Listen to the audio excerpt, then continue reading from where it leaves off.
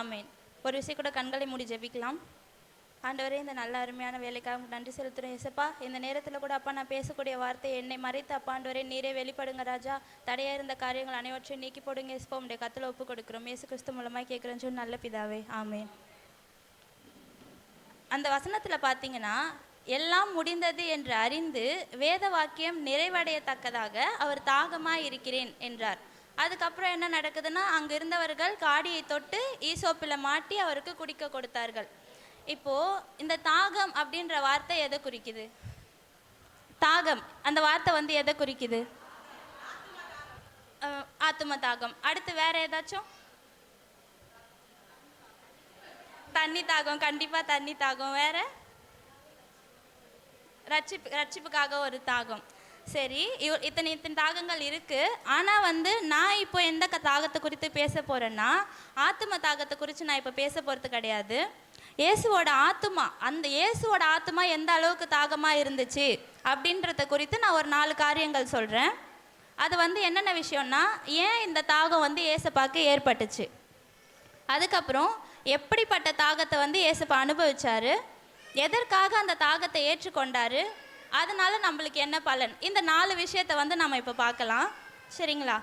First வந்து ஏன் அப்படின்னு பார்த்தீங்கன்னா, மனிதனாக பூமியில் பிறந்தவர் பசி, தாகம், வலி, நிர்வாணம் அனைத்தையும் அனுபவித்து நமக்காக துன்பப்பட்டார்.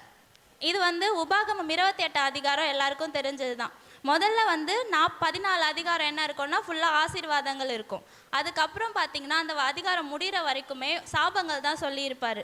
அந்த சாபத்தில் இப்படி ஒரு சாபம் இருக்கிறது என்னென்னா, சகலமும் குறைவுபட்டு பட்டினி, தாகம், நிர்வாணம் இதை வந்து நம்ம பெற்றிருப்போமா. அது மட்டும் இல்லாமல் இருப்பு நுகத்தடி வந்து அவரோட நம்மளோட கழுத்தின் மேலே இருக்கும் அப்படின்னு சொல்லிட்டு சொல்லியிருக்காங்க. இது ஏன் நம்மளுக்கு நடந்தது? நம்ம வந்து தேவனுடைய கட்டளைகளை மீறதுனால நடந்தது. அவருக்கு பிரியமில்லாத காரியம் வந்து நம்ம செஞ்சதுனால இந்த சாப பாவங்கள்லாம் வந்து நம்ம மேலே வந்து விழுந்துச்சு. ஆனால் இந்த சாபத்தை, இந்த பாவத்தையும் வந்து நீக்கிறதுக்காக என்ன பண்ணார் ஆண்டவராகிய இயேசு கிறிஸ்து வந்து, அந்த ஏன்ற காரியம் என்னென்னா இந்த சாபத்தை நம்ம மேலேருந்து நீக்கிறதுக்காக தான். அவர் என்னென்ன வேதனைகள் அனுபவித்தார், இயேசுப்பா என்னென்ன வேதனைகள் அனுபவித்தார்?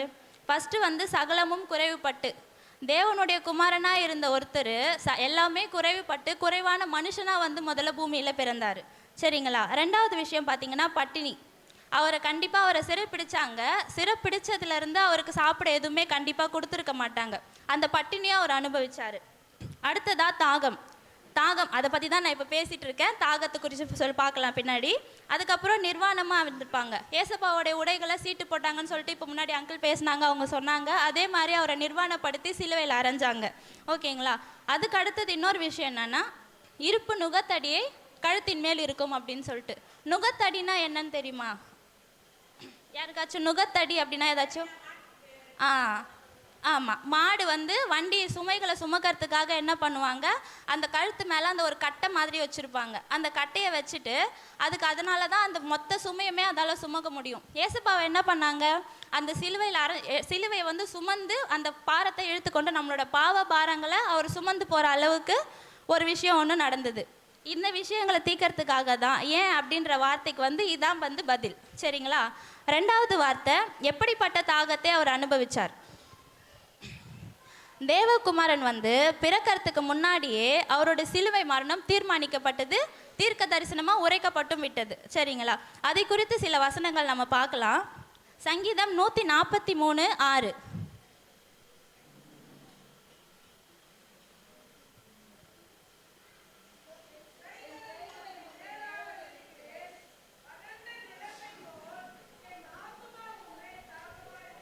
ஆமேன். கைகளை உமக்கு நேராக விரிக்கிறேன். ஆண்டவராகிய இயேசு கிறிஸ்துவை மரிக்க ஒப்பு கொடுக்கும்போது சிலுவையில் அறையும் போது எப்படி அவரை சிலுவையில் அரைஞ்சாங்க? கையை ஒன்றா சேர்த்து அறையில, கைகளை வானத்துக்கு நேராக விரிச்சு வச்சுதான் அவங்கள வந்து சிலுவையில் அரைஞ்சாங்க. அந்த வசனம் பார்த்தீங்கன்னா நம்ம சிலுவையில் இப்படி தான் மரிக்க போகிறாரு அப்படின்ற ஒரு வார்த்தையை வந்து இதில் வந்து குறிக்குது. அதே மாதிரி வறண்ட நிலத்தை போல தாகமாக இருக்கிறேன், அந்த தாகத்தை வந்து அங்கே குறிப்பிடுறாங்க.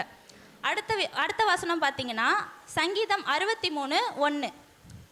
வாசிக்க வேண்டாம், அதை குறித்து நான் சொல்லிடுறேன். வறண்டதும் விடாய்த்ததும் தண்ணீரற்ற நிலத்தில் என் ஆத்துமா உம்மேல் தாகமாக இருக்கிறது. இந்த விஷயத்தில் பார்த்தீங்கன்னா வறண்டது, விடாய்த்தது, தண்ணீரற்றது. இப்படின்ட்டு 3 காரியங்கள் வந்து இருக்குது. அந்த 3 காரியத்தில் ஆவி, ஆத்துமா, சரீரம் இவை 3மே அடங்கும். எப்படின்னு பார்த்தீங்கன்னா, வியர்வை வியர்வை எல்லாம் என்னாச்சு, ஏசப்பாவோட வியர்வை எல்லாம் என்னாச்சு, ரத்தமாக இருந்தது, அது எல்லாமே என்ன ஆயிடுச்சு, வடிஞ்சிருச்சு. வடிஞ்சு போன பிறகு நம்ம சருமம் எப்படி இருக்கும், ரொம்ப காஞ்சி போயிட்டு அந்த மாதிரி ஆகிடும். அந்த மாதிரி ஒரு மேனி, வறண்ட மேனியை வந்து ஏசப்பாவுக்கு வந்து அனுபவிச்சார். அது வந்து வறண்ட நிலம் அப்படின்ற இடத்துல அமையும். அடுத்தது விடாய்த்ததும். விடாய்த்ததுன்னு பார்த்தீங்கன்னா, நம்ம ஒரு விஷயத்த செஞ்சு முடிக்கிறப்போ இல்லை ரொம்ப ரொம்ப ப்ரெஷரோடு அந்த வேலையை செய்கிறப்போ ஒரு மாதிரி தளர்ந்து போயிட்டு நம்ம உடம்பு வந்து எப்படி சொல்கிறது, அது வெளத்து போச்சு அந்த மாதிரி சொல்லுவாங்க இல்லைங்களா, அந்த மாதிரி ஒரு காரியம். அப்போ ஏசப்பா என்ன பண்ணாங்க, தேவனுடைய சித்தத்தை நான் எல்லாமே செஞ்சு முடிச்சிட்டேன் அப்படின்ற பட்சத்தில் அவர் செய்து முடித்த பிறகு அவருக்கு ஒரு தளர்வு ஏற்பட்டுச்சு. சிலுவையில் அந்த தளர்வோடு தான் அவர் வந்து அறையப்பட்டார். 3வதாக வந்து ரத்தம் அடிபட்டுச்சுன்னா ரத்தம் வரும். ரத்தம் வந்து நின்னதுக்கப்புறம் ஒரு மாதிரி தண்ணி மாதிரி ஒரு திரவம் வருங்க, தெரியுங்களா? அது வந்து தண்ணீரற்ற நிலம். நிலம்னு எதுக்கு அதை குறிப்பிடுறாருன்னா, நம்ம உடம்பு எங்கே மண்ணிலேருந்து எடுக்கப்பட்டது மண்ணுக்கு திரும்பும் அப்படின்ற வார்த்தை, அது வந்து நம்ம நிலத்துக்கு ஒப்பிடலாம், சரிங்களா? ரத்தத்துக்கு பின்ன ஒரு வெண்மையான வர திரவம், இது எல்லாமே வடிஞ்சு போய் வறண்டு போன நிலமாக இருந்தேன். அப்படி இருக்கும்போதும் என் ஆத்துமா உண்மையில தாகமாக இருக்கிறது அப்படின்னு சொல்லிட்டு பிதாவை நோக்கி ஏசப்பா வந்து சொல்கிறார் இந்த இடத்துல. இது அனைத்தும் முடிந்த நிலைவில் தேவனே, என் பிதாவே, என்னை உம்மிடத்தில் சேர்த்து கொள்ளும் என்ற ஆத்தும தாகம் வந்து ஏசப்பாக்கு இருந்தது. அப்போது இதை தேவனுடைய குமாரன் செல்ல பிள்ளையாக இருந்த ஒரு குமாரனை ஒப்பு கொடுத்துருக்காரு. அப்பாவோட நிலைமை எப்படி இருந்திருக்கும், அது ஒரு வசனத்தை மட்டும் நம்ம பார்க்கலாம். புலம்பல் 4ஆம் அதிகாரம் 4ஆம் வசனம். குழந்தைகளின் நாவு மேல்வாயோட ஒட்டி கொண்டிருக்கிறது. அதே போல் சங்கீதம் 22:15, என் நாவு மேல்வாயோட ஒட்டி கொண்டது அப்படின்ற வார்த்தைகள் வந்து இருக்குது. இப்போ பார்க்கும்போது தாகத்தால் குழந்தை தண்ணி இல்லை அப்படின்னு சொல்லிட்டு தவிக்கும்போது ஒரு அம்மாவோ அப்பாவோ பார்த்தாங்கன்னா மனசு எவ்வளோ வேதனைப்படுவாங்க.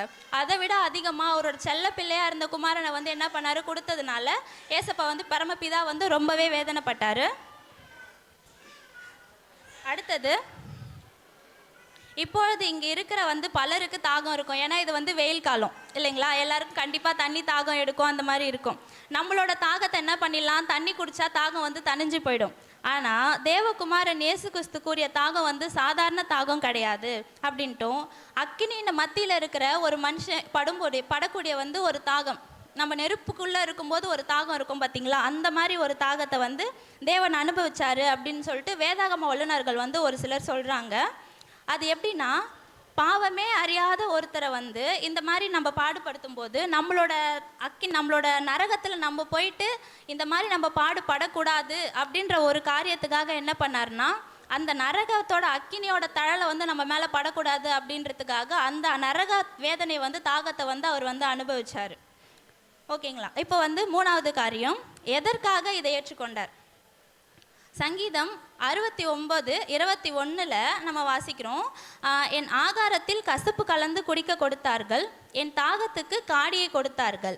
அதே வசனத்தை நம்ம என்ன இடத்துல பார்க்குறோன்னா, யோவான் 19:29 பார்க்குறோம். அது எப்படி இருக்குதுன்னா, தாகமாக இருக்கிறேன்னு அவர் சொன்னதுக்கப்புறம் காடியை வந்து அவருக்கு குடிக்க கொடுக்குறாங்க, ஈசோப்பு தண்ணியில் மாட்டி அவருக்கு கொடுக்குறாங்க.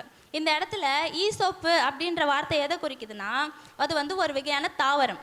அந்த தாவரத்தை என்ன பண்ணுவாங்களாம், பழைய ஏற்பாட்டு காலத்தில் இந்த சுத்திகரிப்பின் முறைமையெல்லாம் சொல்லுவாங்க இல்லைங்களா, அந்த சுத்திகரிப்பின் முறைமையில் ஏசப்பா மரிக்கிற போது உலக பாவத்தை அவர் வந்து சுத்திகரிக்கிறாரு அப்படின்றத வெளிப்படுத்துறதுக்காக தான் அந்த ஈசோப்பு தண்டில் மாட்டி அவருக்கு வந்து அதை குடிக்க கொடுத்தாங்க அப்படின்னு சொல்லிட்டு சொல்கிறாங்க. இப்போது அந்த பாவம் அறியாத தேவன் வந்து நான் அந்த தாகத்தை அனுபவிச்சிட்டாரு. அதுக்கடுத்து என்ன நடக்குது, இது எல்லாமே பண்ணி முடிச்சதுக்கப்புறம் ஒரு நிஜமான நிரந்தர தாகம் அனுபவிக்க கூடாது அப்படின்றதுக்காக அதை செஞ்சார். இது வந்து நம்ம ஃபஸ்ட்டு சொன்னபடி எதுக்காக அனுபவிச்சார்னா, அந்த பாவத்தை சுத்திகரிக்கிறதுக்கும் அனுபவிச்சார். இதுக்கப்புறம் இதெல்லாம் முடிஞ்சதுக்கப்புறம் 4வதாக ஒரு விஷயம், இதனால் நம்மளுக்கு என்ன பலன். இவ்வளோ பண்ணார் ஏசப்பா, நம்மளுக்காக இவ்வளோ பண்ணார், நம்ம என்ன பலன், நம்ம என்ன பண்ணோம் அப்படின்னு சொல்லிட்டு ஒரு விஷயம் யோசிக்கணும் இல்லைங்களா. இதெல்லாம் நடந்துக்கிறதுக்கு எவ்வளோ நாள் இருந்திருக்கும், 2000 வருஷத்துக்கு முன்பு, கண்டிப்பாக 2000 வருஷத்துக்கு முன்பு நடந்த ஒரு விஷயம். இப்போது வாசிக்கலாம், யோவான் 4ஆம் அதிகாரம் 10வது வசனம் 14வது வசனம்.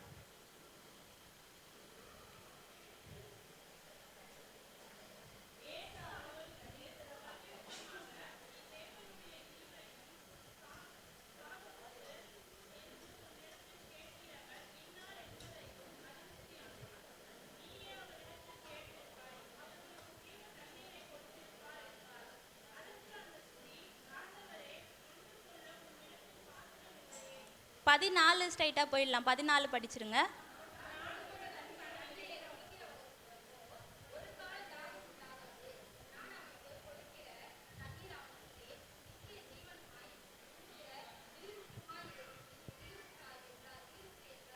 ஆமேன். இப்போ இந்த வசனம் பார்த்தீங்கன்னா, இது இந்த இந்த வசனத்தில் நம்ம எல்லாருக்குமே தெரியும். சமரியா ஸ்திரீ வந்து தண்ணி மோல்றதுக்கு வருவாங்க. அந்த டைமில் ஏசப்பா வந்து அங்கே கிணற்று அருகில் உட்காந்து இருந்துட்டு, எனக்கு தாகத்துக்கு தா அப்படின்னு சொல்லிட்டு கேட்பாரு. ஆனால் அவர் அங்கே கேட்டு அதன் பின்னாடி நடந்த வந்து அற்புதங்கள், அவர் வந்து எவ்வளோ பேரை ரட்சிக்க வச்சாரு அப்படின்றத நம்மளுக்கு தெரியும். இப்போ வந்து இந்த இடத்துல என்ன நான் குறிப்பிட விரும்புகிறேன்னா, நான் கொடுக்கும் தண்ணீரை கொடுத்தால் அவனுக்கு நித்திய ஜீவ காலமாய் ஊறுகிற நீரூற்று உண்டாயிருக்கும் அப்படின்னு சொல்லிட்டு சொல்கிறாரு. இப்போ வந்து நம்ம ஃபஸ்ட்டு ஸ்டார்டிங்கில் சொன்னபடி, சங்கீதத்தில் சொன்னபடி அந்த காடியை கொடுத்தது தாகமாக இருக்கிறேன் அப்படின்ற வார்த்தையை தீர்க்க தரிசனத்தை நிறைவேற்றத்துக்காக யோவானில் வந்து தாகமாக இருக்கிறேன் அப்படின்ற ஒரு வார்த்தையை சொல்லி அவர் முடித்தார். இப்போ இந்த இடத்துல சொல்லியிருக்காருல, நான் கொடுக்குற தண்ணி வந்து உங்களுக்கு ஜீவ நீரூற்றாக இருக்கும்னு சொல்லிட்டு, இது எங்கே நிறைவேறுது? எந்த இடம்னு பார்த்தீங்கன்னா, வெளிப்படுத்தல் 21ஆம் அதிகாரம் 6வது வசனம்.